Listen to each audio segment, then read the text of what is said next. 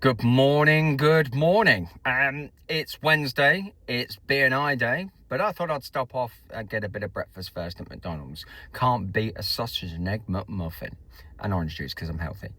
I want to reintroduce somebody, the doctor that I'm seeing tomorrow. Now, I have mentioned him in some previous videos, but I'm going to bring it all together in one video about the guy tomorrow. We shall call him my nemesis. So, why do I say that? So, the first time I met this guy was a couple of years ago. It was November 2022.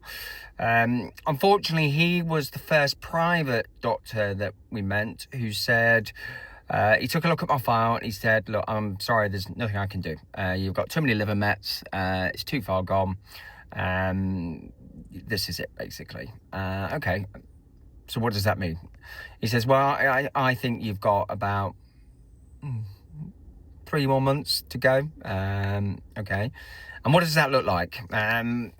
What happens in those 3 months? He says, well, what will happen is that as your body starts to shut down, you'll become a lot weaker.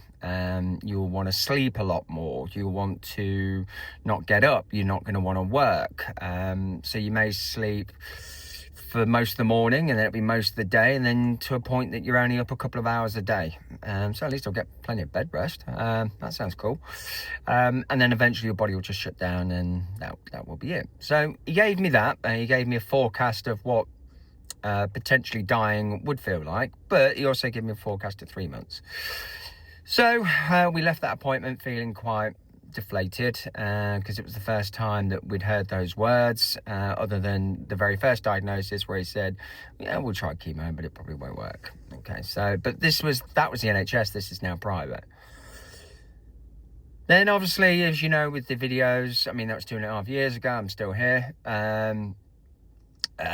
We found another doctor in Manchester, and he was like, bollocks to that, I can do all this for you. And then we met a liver surgeon and a colon surgeon. Bish bash bosh, operation done in 2023. It's now December 2025 and I'm still here.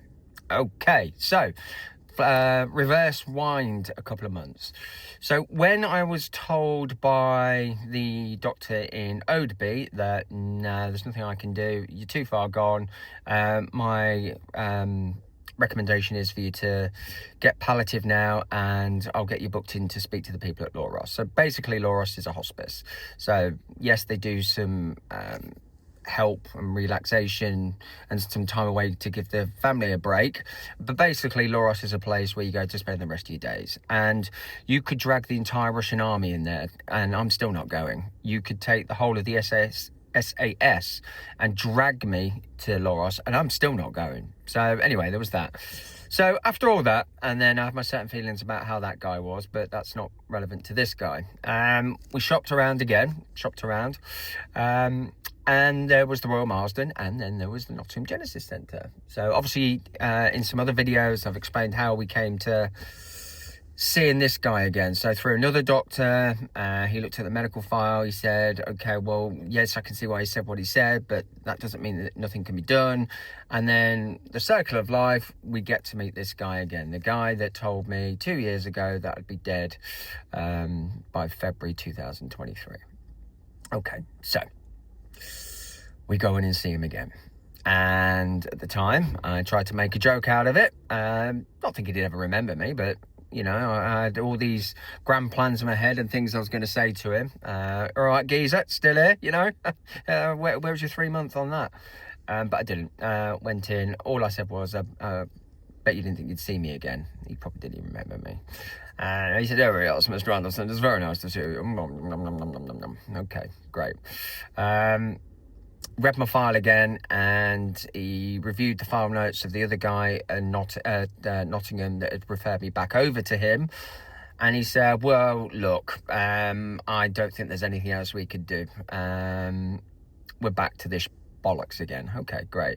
But you know, there is a tablet. You didn't work well on the last tablet, but there is another tablet that I could give you. Has a 9% chance of working, and in that 9% there's some extreme side effects. So you've got to balance the quality of life. Do you want to spend the rest of your days being sick every day, being fatigued every day, or would you rather live what's left of your life? So it's like this guy, yeah, look, I like this guy. I really do like him. He does make me laugh now, but he is sort of a nemesis now.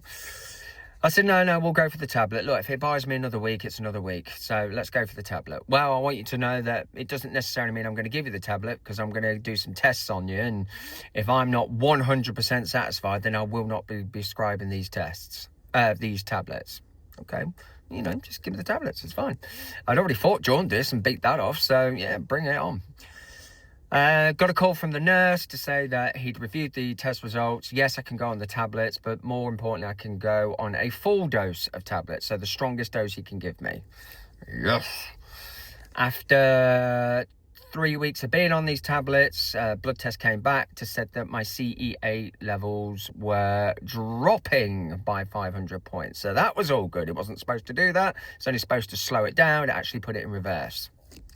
Boom. Brilliant. Was this guy happy? No.